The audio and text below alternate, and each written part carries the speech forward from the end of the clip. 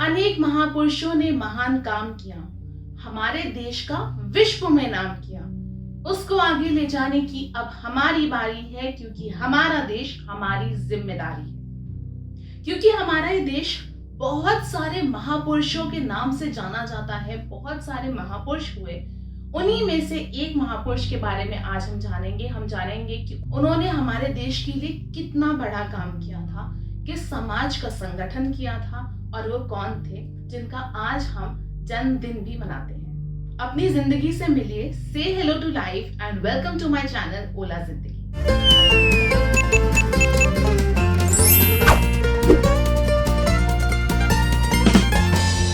मूल शंकर तिवारी, जिनको हम स्वामी दयानंद सरस्वती जी के नाम से जानते हैं, आज उन्हीं का जन्मदिन है।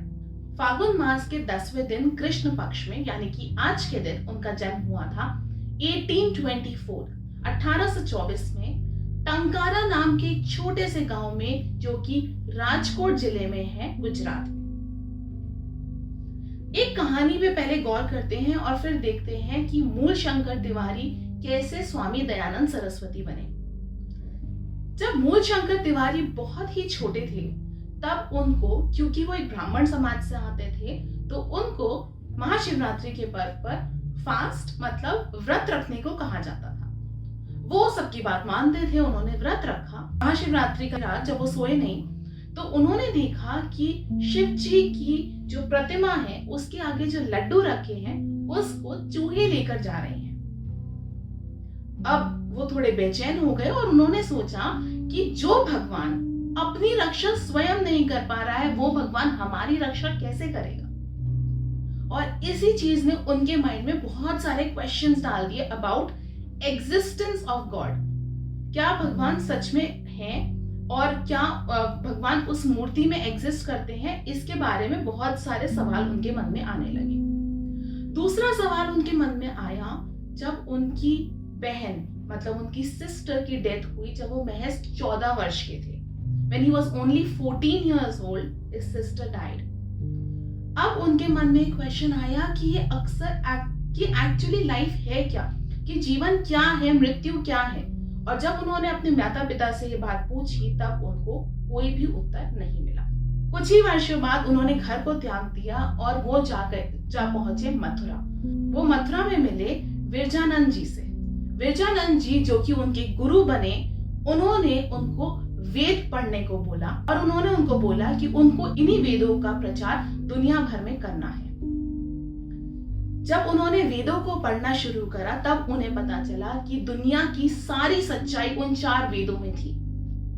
तभी स्वामी विरजानंद जी ने मूल शंकर तिवारी का नाम बदल कर दिया स्वामी दयानंद सरस्वती, जिनको आज हम सभी जानते हैं। स्वामी दयानंद सरस्वती ने सबसे पहला नारा दिया, बैक टू वेदास, मतलब वेदों की ओर वापस चलो। स्वामी दयानंद सरस्वती ने पूरे भारतवर्ष में घूमकर वेदों का प्रचार करना शुरू किया और 1875 मतलब 1875 में उन्होंने आर्य समाज नाम की संस्था को जन्म दिया बॉम्बे में। पर उसका थोड़े टाइम बाद ही हेडक्वार्टर शिफ्ट कर दिया लाहौर, और लाहौर से वो पहुंचा दिल्ली। आर्य समाज की स्थापना हुई थी वेदों के प्रचार के लिए, और आज भी आर्य समाज उसी कार्य में लगा हुआ है। आर्य समाज को अगर इंग्लिश में बोले तो आर्य समाज का मीनिंग होगा सोसाइटी ऑफ नोबेल्स। तो हम देखते हैं कि आर्य समाज और स्वामी दयानंद सरस्वती ने क्या क्या कार्य किए और आज भी उनके कार्य आगे चल रहे हैं। सबसे पहले उन्होंने कहा कि हमें अपनी सारी की सारी ताकत लोगों के कल्याण में लगानी है। हमारे पास बहुत सारी ताकत है जो हम बहुत सारे रिचुअल्स में वेस्ट कर रहे हैं, उसको लोगों के कल्याण में लगानी है। तो नंबर 1 जो उन्होंने बोला, that was abolish the idol worship. उन्होंने आइडल वर्शिप का खंडन किया और उन्होंने कहा कि जो गॉड है वो ओमनी प्रेजेंट है और ओमनीसिएंट है, मतलब वो हर जगह मौजूद है और वो सर्वशक्तिमान है। सिर्फ और सिर्फ उन्हीं की पूजा होनी चाहिए। आर्य समाज इसी के साथ साथ मोनोएथिज्म को भी मानता है। मोनोएथिज्म का मतलब होता है ओनली अ सिंगल गॉड, भगवान केवल और केवल एक ही है और उन्हीं की हमें प्रार्थना करनी है। स्वामी दयानंद सरस्वती ने दूसरा जो बहुत ही महत्वपूर्ण काम किया वो था इक्वालिटी ऑफ वुमेन में। इक्वालिटी ऑफ विमेन उस टाइम पर एक बहुत ही चैलेंजिंग इशू था, जब महिलाओं को पढ़ने से रोका जाता था और भी बहुत सारे सामाजिक कार्यों से रोका जाता था। तो उन्होंने इक्वालिटी ऑफ विमेन मतलब महिलाओं के लिए बहुत ही ज्यादा कार्य किया, जो आज तक बहुत इंपॉर्टेंट माना जाता है। उन्होंने अनटचेबिलिटी के अगेंस्ट मुहिम चलाई। उसी के अंदर उन्होंने कास्ट सिस्टम को अबॉलिश किया।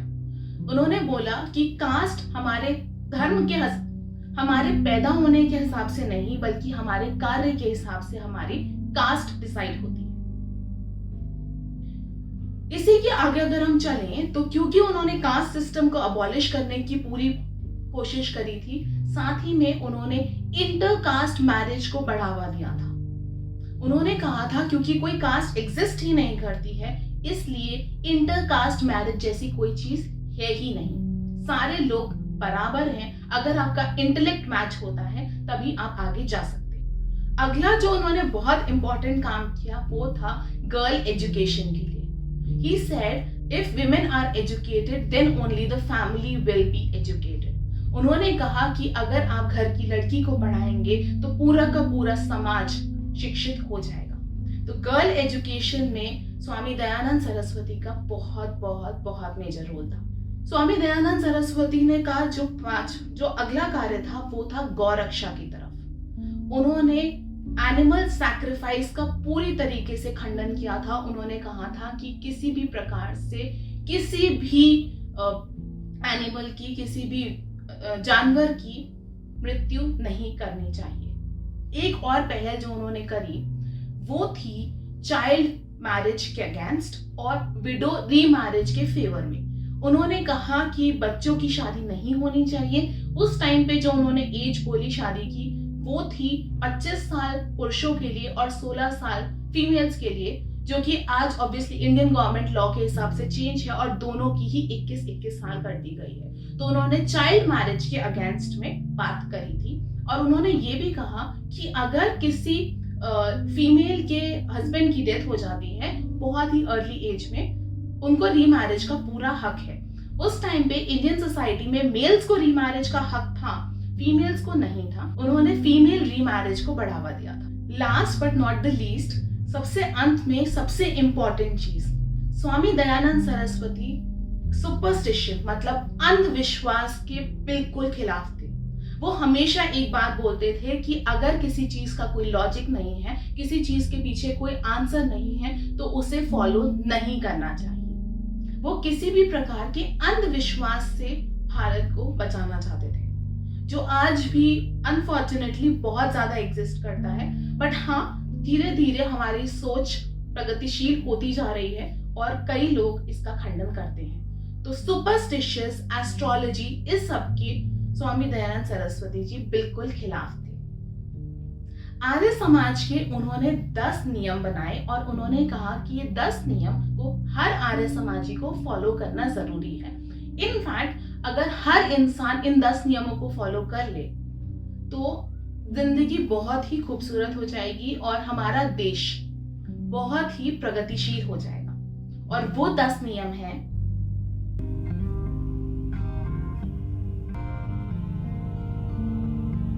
पहला नियम, सब सत्य विद्या और जो पदार्थ विद्या से जाने जाते हैं उन सब का आदि मूल परमेश्वर है। God is the efficient cause of all true knowledge and all that is known through knowledge. दूसरा नियम, ईश्वर सच्चिदानंद स्वरूप, निराकार, सर्वशक्तिमान, न्यायकारी, दयालु, अजन्मा, अनंत, निर्विकार, अनादि, अनुपम, सर्वाधार, सर्वेश्वर, सर्वव्यापक, सर्वांतर्यामी, अजर, अमर, अभय, नित्य, पवित्र और सृष्टि करता है, उसी की उपासना करनी चाहिए।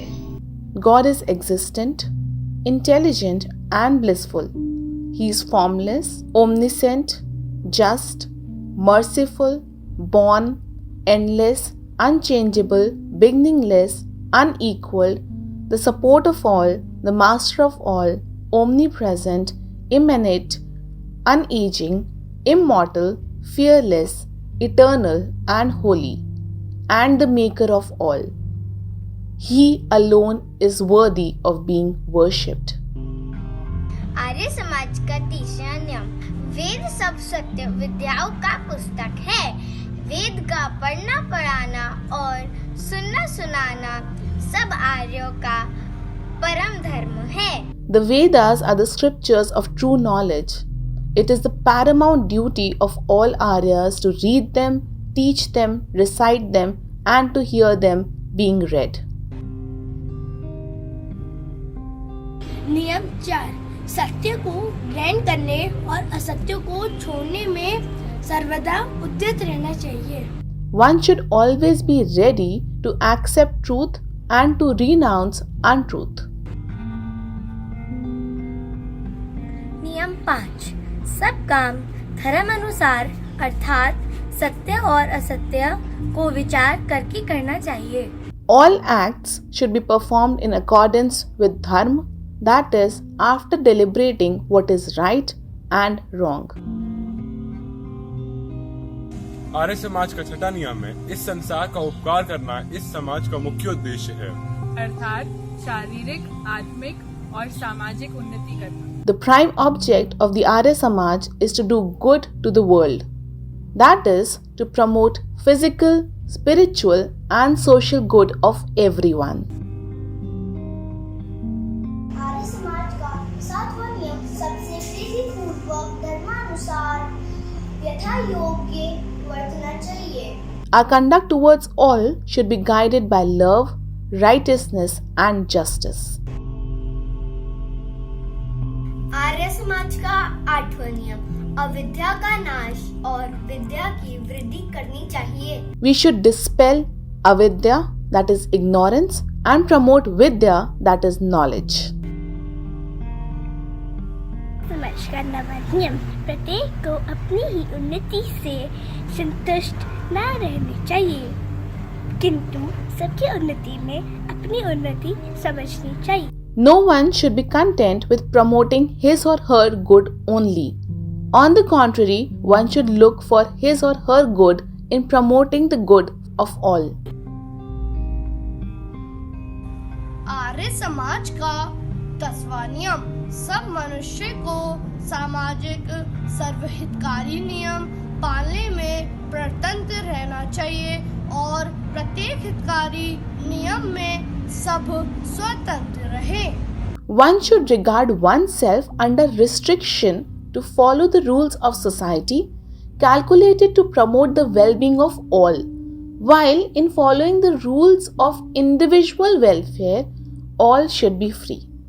अंत में मैं यही कहना चाहूंगी कि इंडिया फॉर इंडियंस ये नारा देकर जब उन्होंने अपनी आखिरी सांस ली, उस जमाने में हमें आज के मतलब इतना मॉडर्न इंडिया देने की, उस जमाने में भी एक मॉडर्न इंडिया देने की कोशिश की थी। आज उनके विचार कुछ तरीके से लोग भूलते जा रहे हैं, पर ऐसा नहीं होना चाहिए। आर्य समाज को बहुत आगे ले जाने की जरूरत है, क्योंकि एक्चुअली जब प्रैक्टिकल वर्ल्ड की बात होती है तो वो बहुत इंपॉर्टेंट होता है। प्रैक्टिकल वर्ल्ड में अगर हमें आगे बढ़ना है तो हमें आर्य समाज के प्रिंसिपल्स को फॉलो करना जरूरी है। हमारे वेद बहुत इंपॉर्टेंट है, इसीलिए स्वामी दयानंद की जो लर्निंग्स हैं वो हमें कभी नहीं भूलनी चाहिए। तो चलिए आज हम उन्हें याद करते हैं।